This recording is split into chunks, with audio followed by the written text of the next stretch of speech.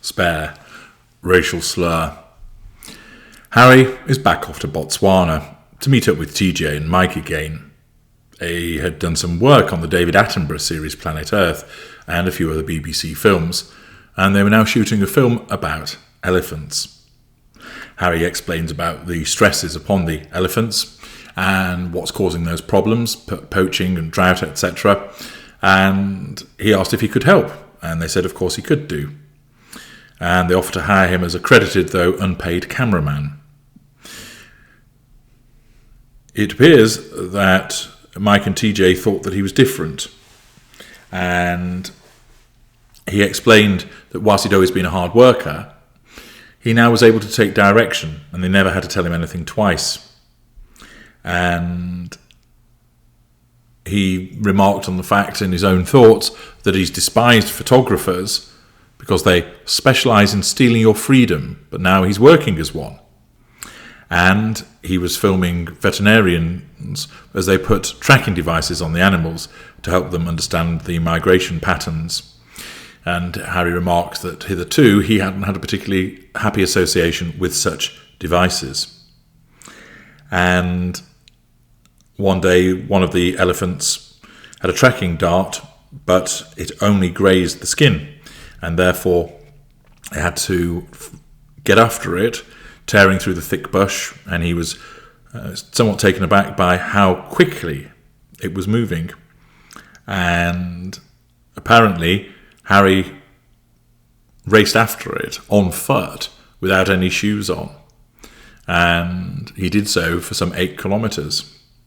Thereafter, at the turn of 2009, he recalls how a video of him went viral, and it's at an airport.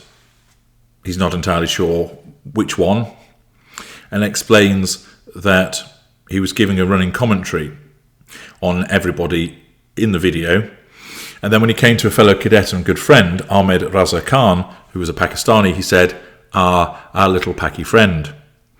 Harry says he didn't realise that Paki was a slur. He said he'd heard many people use it and never saw anybody flinch or cringe. And then he says, I didn't know anything about unconscious bias. I bet you're absolutely filled up to the gills with unconscious bias as a consequence of your indoctrination and brainwashing by your wife, of course.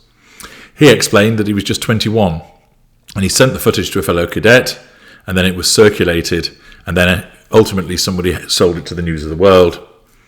Then he got all the condemnations, saying that he'd not matured after the Nazi debacle, that he's a thicko, but worse than that, and worse than being a party boy, that he's a racist.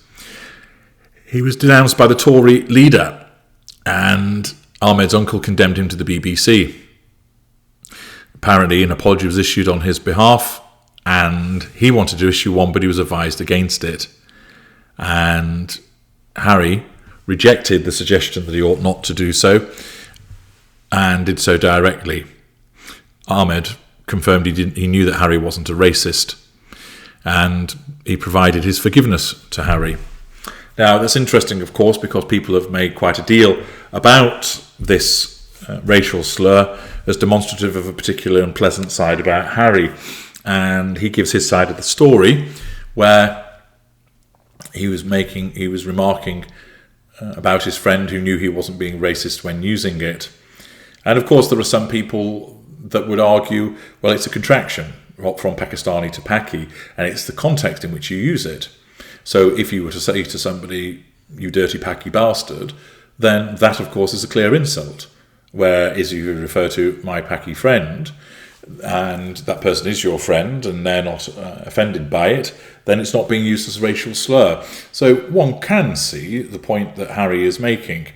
And of course words have that aspect about them. It's the context in which they are used.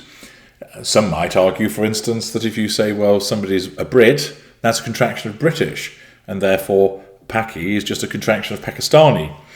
It all comes down to the context in which it's used. But it's interesting to hear Harry's side of things there, to gain that context and see that actually it isn't him behaving as a nasty, unpleasant person, but he was talking about a friend. He then explained that following that controversy, he was shipped off to RAF Barkston Heath, and that was to where he was doing his flight training. And he explained that he had to be poked and probed, and they concluded he was drug-free. And he remarks they seemed surprised by that, and also that he wasn't a total thicko. So they proceeded, and they explained that his first aircraft would be a Firefly, bright yellow fixed-wing single prop. And he then got in, and his first flight instructor was someone called Sergeant Major Booley. And he describes what Booley is like, and unfortunately, he was somewhat distracted when he was undergoing his training, but Booley never lost patience with him. And he invited Harry to go for a motorbike ride in the countryside. So they went off, and he said it cleared his mind. And unfortunately, he said that, again, the press had followed him, and they'd been papped outside Booley's house.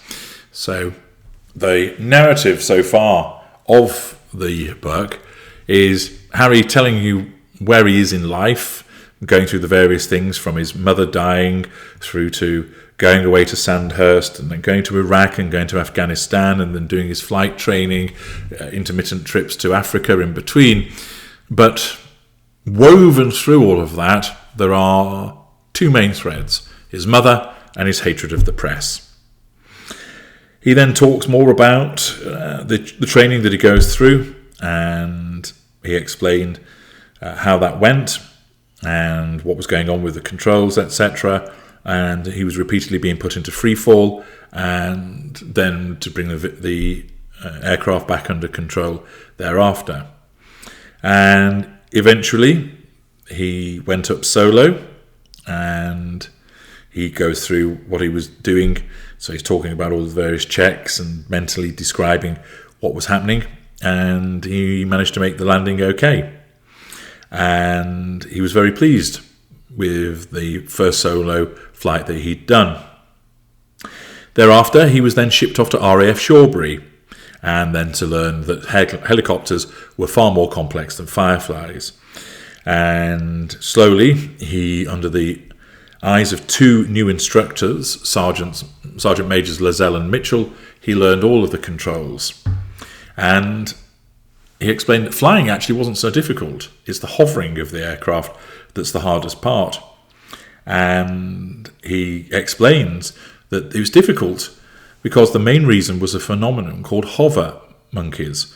Just above the ground, a helicopter falls prey to a fiendish confluence of factors: airflow, downdraft, gravity.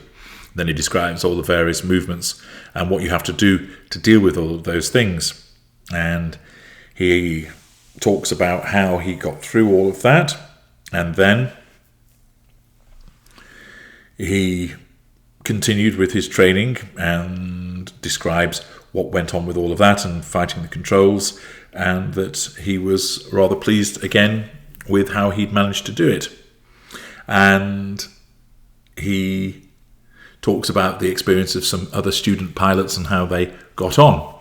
But again, it's all a description of his training and what that all means for him and how he experiences it all and how he takes to it, how it enthuses him. And I think, again, it shows that side of Harry, that give him a task and allow him to stick at it, and he finds real meaning and discipline in it. Coming up next, he tells us about living with Willie. Join me there.